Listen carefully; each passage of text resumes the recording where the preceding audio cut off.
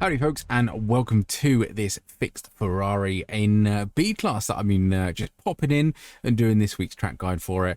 I am following the F3 and a little in between, well, the F3 for the entire season and then filling in where I've missed them in the previous ones. I've done all of them. I think I've done the Radical this week, obviously done the F3, done the Skippy, done the, why can't I think of what track I've done? Anyway, I've done most of them and this one was missing. So I thought I would jump back in the old Ferrari and do it. The reason I do it in the Ferrari is because then it covers the D-Class. So I'm killing two birds with one stone there. The Ferrari sometimes is the quickest car, sometimes isn't. I'd imagine it's going to be the Porsche or probably the Lambo around here.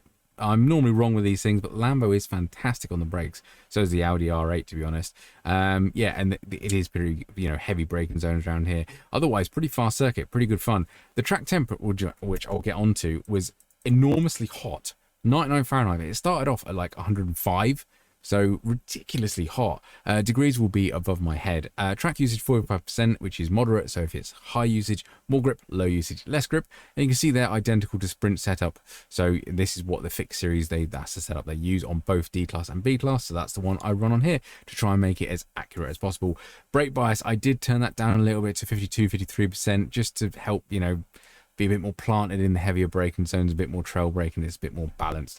Lap I'm actually going to show you is lap 3, so we'll fill up a fuel and we have better tyres. I did get into the high 28s again a bit further down here, but this was by far the cleanest lap that I did because it was very hot. So watch your rear tyres around here. I was burning them up quite rapidly. 128.877 will be the lap I'm just going to show you. With all that done and dusted, two screens above my head. One will be my Discord, where the OLAP, BLAP, telemetry and replay file will all be in there for you, and also there's little Google Docs that tells you what track guides I'm doing throughout the season, so you can keep track of what I've got planned or what I've done previously that are coming up. And the other screen is how I actually get into these sessions using the UI, so trying to make it as accurate as possible as I mentioned. So that is the UI and how I use it. Otherwise, I think that's everything. Let's crack on with the guide.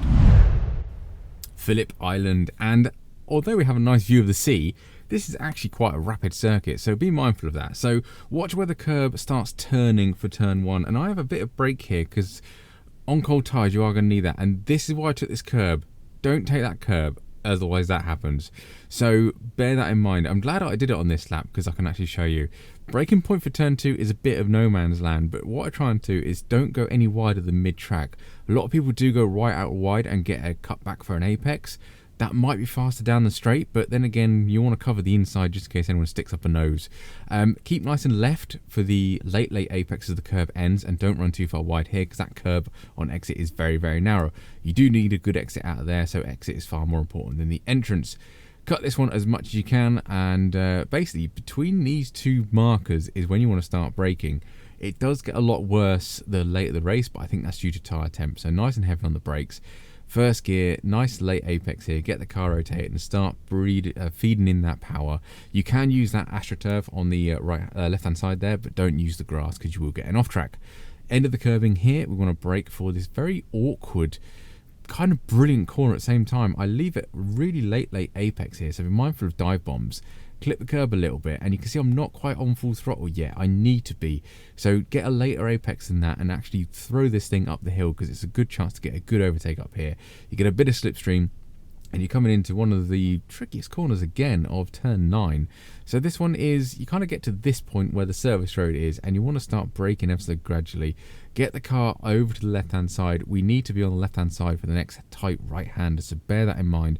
Over the crest, be cautious of understeer because the track does seem to narrow up at this point, and then we're on the left-hand side perfectly for this hairpin.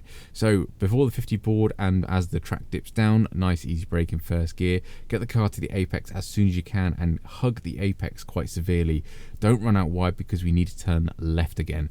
This is another tricky corner that I got wrong here. You see I have to undo the steering. I don't want to hit that apex. I should be hitting this part of the apex. So bear in mind that. Just turning a little bit later. The track narrows up again, so it's very easy to run wide and spin out, so be mindful of that. And we're using the curve, let's say, again as a marker to turn in for the last corner. This should be easily flat, even on cold tyres, and we can nick a little bit of the curb on the inside of the apex there. Not a problem. Just be mindful that it does seem to turn into us on exit as well. So be cautious about that. But that is lap done and dusted. Quite a good run down to the start-finish line, I should say. So be mindful of slipstream on the last lap. And that is us in a 128.877. So mighty fast lap round here. It's yeah, quite tricky. A lot of people will probably spin out on turn 2, and particularly that last corner as well, just clipping the grass. So again, be mindful of that. Otherwise, enjoy your week. Thank you very much for watching. Catch you on the next one.